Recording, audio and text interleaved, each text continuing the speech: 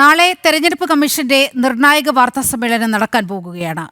Voter പട്ടിക തീവ്ര പരിഷ്കരണ നടപടികളുടെ സമയക്രമം പ്രഖ്യാപിക്കും. 2026 നിയമസഭാ തെരഞ്ഞെടുപ്പ് നടക്കാനുള്ള സംസ്ഥാനങ്ങളിൽ നവംബറിൽ SIR ആരംഭിക്കണമെന്ന് കമ്മീഷൻ തീരുമാനിച്ചിരുന്നു. ജിഷ്ണുവിന്റെ റിപ്പോർട്ട് കാണാം. നാളെ വൈകിട്ട് 4 മണിക്ക് ശേഷമാണ് കേന്ദ്ര തെരഞ്ഞെടുപ്പ് കമ്മീഷൻ വാർത്താ സമ്മേളനം വിളിച്ചു ചേർത്തിട്ടുള്ളത്. വാർത്താ സമ്മേളനത്തിന്റെ വിഷയം അറിയിച്ചിട്ടില്ല എങ്കിൽ പോലും രാജ്യവ്യാപകമായി വോട്ടർ പട്ടികയിലെ തീവ്ര പരിഷ്കരണവുമായി ബന്ധപ്പെട്ട പ്രഖ്യാപനവും ഒപ്പം അതിന്റെ സമയക്രമം ഉൾപ്പെടെയുള്ള കാര്യങ്ങളും തെരഞ്ഞെടുപ്പ് കമ്മീഷൻ അറിയിക്കുമെന്നാണ് മനസ്സിലാക്കുന്നത്. കാരണം കഴിഞ്ഞ ദിവസങ്ങളിൽ ഡൽഹിയിൽ മുഖ്യ തെരഞ്ഞെടുപ്പ് കമ്മീഷണർ ജ്ഞാനേഷ് കുമാറിന്റെ അധ്യക്ഷതയിൽ നിർണായകമായിട്ടുള്ള യോഗം ചേർന്നിരുന്നു. യോഗത്തിൽ തെരഞ്ഞെടുപ്പ് കമ്മീഷണർമാർ പങ്കെടുത്തു. സംസ്ഥാനങ്ങളിലെ മുഖ്യ തെരഞ്ഞെടുപ്പ് കമ്മീഷണർമാരുമായി പ്രത്യേകം ചർച്ച നടന്നിരുന്നു.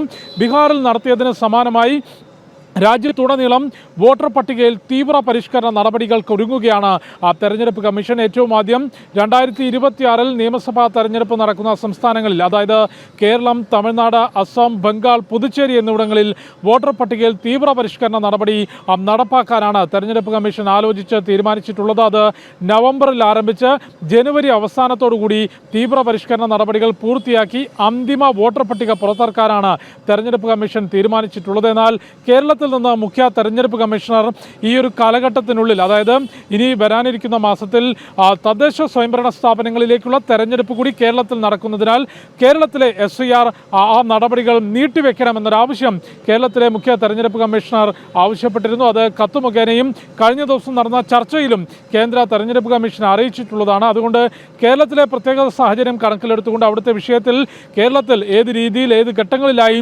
വോട്ടർ പട്ടികയിലെ തീവ്ര പരിഷ്കരണ നടപടി നടത്താൻ സാധിക്കും എന്ന കാര്യം കൂടി തെരഞ്ഞെടുപ്പ് കമ്മീഷൻ ആലോചിക്കും. ഇത് സംബന്ധിച്ച് വിശദമായൊരു സമയക്രമവും അതിൻ്റെ പ്രഖ്യാപനങ്ങളുമായിരിക്കാം നാളെ തെരഞ്ഞെടുപ്പ് കമ്മീഷന്റെ ഭാഗത്തുനിന്നുണ്ടാവുക എന്നാണ് മനസ്സിലാക്കുന്നത്.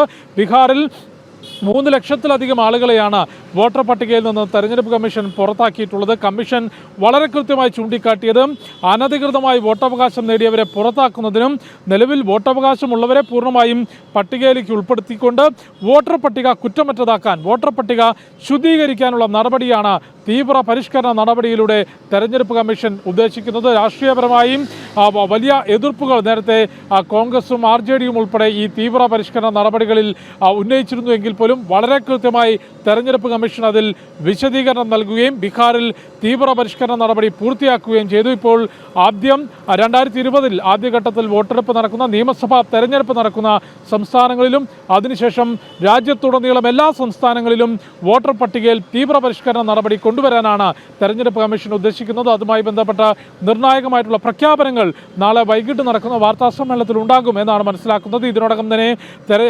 തെരഞ്ഞെടുപ്പ് കമ്മീഷന്റെ വാർത്താ സമ്മേളനം അറിയിച്ചിട്ടുണ്ട്. നാളെ വൈകിട്ട് 4 മണിക്കാണ്. എന്നാൽ വിഷയം അറിയിച്ചിട്ടില്ല എങ്കിൽ പോലും SIRമായി ബന്ധപ്പെട്ട നിർണായക പ്രഖ്യാപനം ഉണ്ടാകും എന്നാണ് മനസ്സിലാക്കുന്നത്.